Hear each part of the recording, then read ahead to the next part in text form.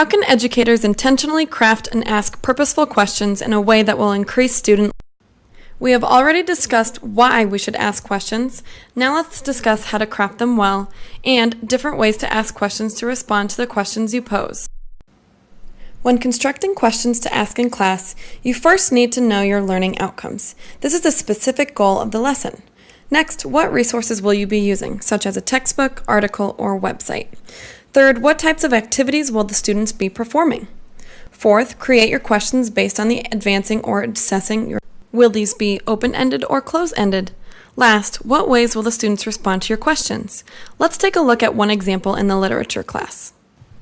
The learning outcome is to analyze how complex characters develop over the course of a text, interact with other characters, and advance the plot or develop the theme in To Kill a Mockingbird by Harper Lee.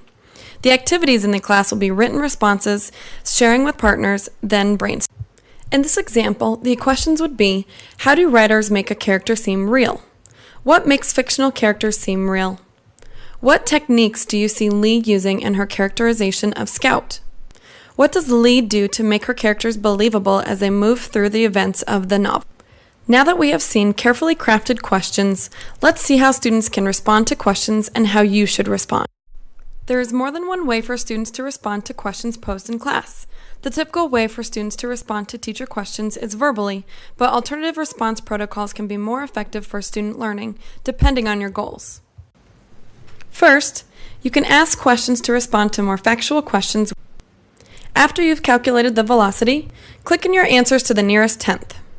For more complicated questions, ask students to discuss their thinking with a partner before sharing with the entire group. Partner sharing before whole group sharing gives every learner the chance to approximate a response, even if only a few will speak up to the whole group. This is called think, pair, share. How does each section in the Martin Luther King Jr. speech advance his argument? First, take 2 minutes to think, discuss with your partner, and then we'll share out after 5 minutes. Next, you can ask students to respond to the questions in writing.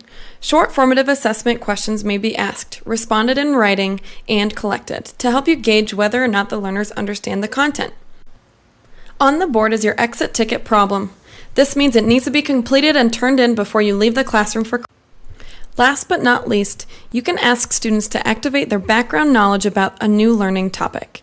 In this case, it may be appropriate to have students write their thinking down, but not essential that the professor even read the responses.